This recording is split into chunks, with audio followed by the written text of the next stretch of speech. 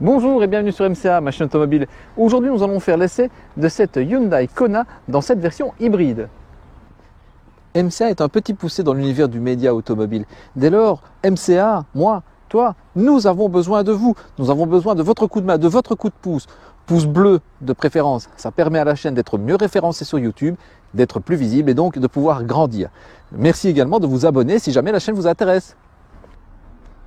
Bon, désolé pour cette interruption. À présent, il est temps de revenir à l'essai de cette Hyundai Kona.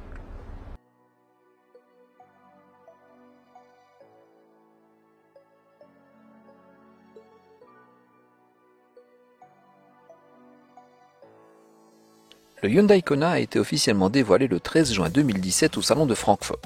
Disponible dès son lancement en essence et diesel à 2 ou 4 roues motrices, ce SUV urbain voit son offre mécanique s'élargir avec l'introduction de la version 100% électrique en 2018 et d'une version hybride en 2019. Parmi les très nombreuses concurrentes du segment, on retrouve les DS3 Crossback, Ford Puma, Nissan Juke ou encore Seat Arona. À l'avant, les suspensions sont très classiques, les deux types McPherson. À l'arrière, l'essieu déformable a été remplacé par l'essieu multibras de la version 100% électrique. La version hybride reprend la chaîne cinématique de la Kia Niro, qui elle-même l'avait repris de la Hyundai Ioniq. Il faut rendre à Hyundai ce qui appartient à Hyundai. Le moteur essence à injection directe développe 105 chevaux et 147 Nm. De son côté, le moteur électrique développe 43 chevaux et 170 Nm. La puissance cumulée de ces deux-là fait 141 chevaux et 265 Nm. Hyundai a fait un choix très différent de Toyota en ce qui concerne la transmission. Elle n'est pas confiée à une unité de type planétaire, mais à une boîte robotisée à double embrayage et 6 rapports, semblable à la DSG de chez Volkswagen. Les tarifs de la Hyundai Kona hybride débutent à 27 519 € hors remise. Je vous recommande cependant deux options. Le toit noir qui donne vraiment un look super sympa à la voiture, ainsi que le pack premium dans lequel vous allez retrouver le GPS, le très grand écran de 10,25 pouces, le Smart Key ainsi que la stéréo premium à la qualité sonore particulièrement impressionnante. La garantie est de 5 ans sans limitation de kilométrage. La batterie est garantie 8 ans avec un plafond de 200 000. Une fois de plus, je remercie Pascal du garage universel à Herstal qui a mis à ma disposition un véhicule sans la moindre concession. Cette Hyundai Kona est ici dans sa finition la plus haut de gamme Sky que vous pouvez reconnaître notamment à ses jantes de 18 pouces qui sont vraiment très belles.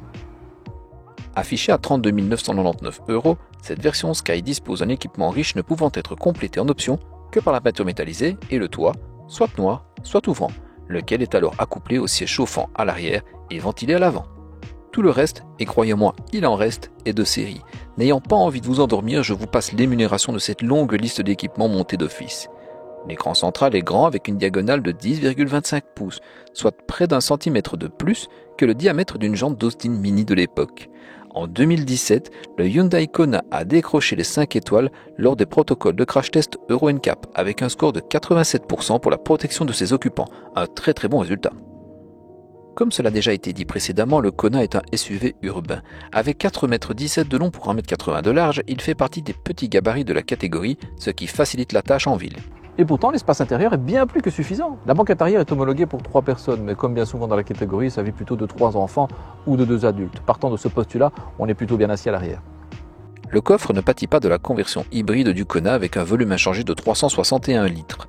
Lorsque les deux parties asymétriques de la banquette sont rabattues, le volume atteint alors 1143 litres. Le Kona présente donc un très bon rapport entre l'encombrement et le volume intérieur.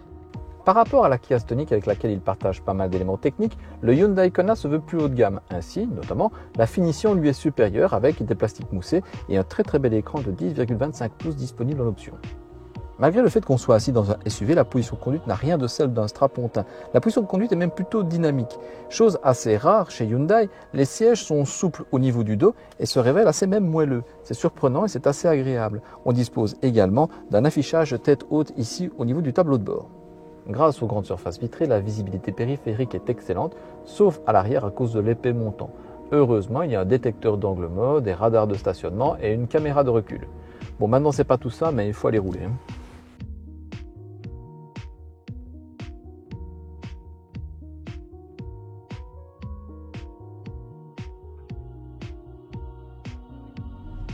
Le 0 à 100 est donné pour 11 secondes 6. J'ai été agréablement surpris en descendant largement sous les 10 secondes.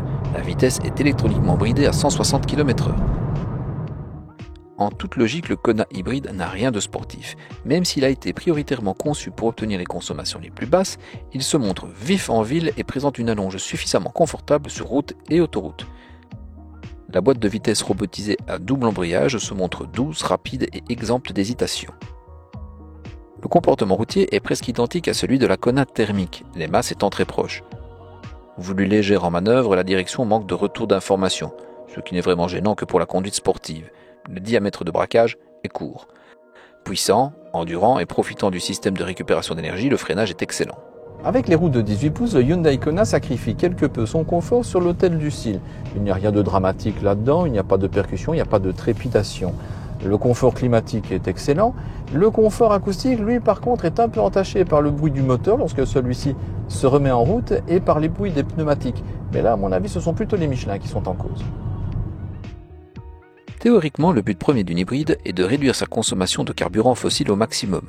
Force est de constater que Hyundai y est très bien arrivé. Malgré ma conduite qui n'a rien d'économique, le Kona hybride s'est contenté de 6,2 litres au cours de cet essai. Dans ces conditions, le petit réservoir de 30 litres autorise une jolie autonomie de presque 550 km. Lorsque j'en ai pris possession, je n'étais pas particulièrement emballé par cette Kona hybride, notamment pour son design trop original et son absence de caractère sportif. Mais au fil des kilomètres, j'ai commencé à l'apprécier pour tout ce qu'elle m'offrait. Un bon confort, un habitacle soigné, une mécanique douce, une boîte alerte, un équipement sans faille et une consommation très basse. Vraiment, c'était une bonne surprise. Et voilà, cet essai est à présent terminé. J'espère qu'il vous aura plu. Et si c'est le cas, n'hésitez pas à ajouter un petit pouce bleu en dessous de cette vidéo. Et si la chaîne vous a intéressé, n'hésitez pas également à vous abonner. Je vous remercie d'avoir regardé cette vidéo. Je vous dis à très bientôt pour de prochains essais sur MCA. Ciao, soyez prudents sur les routes.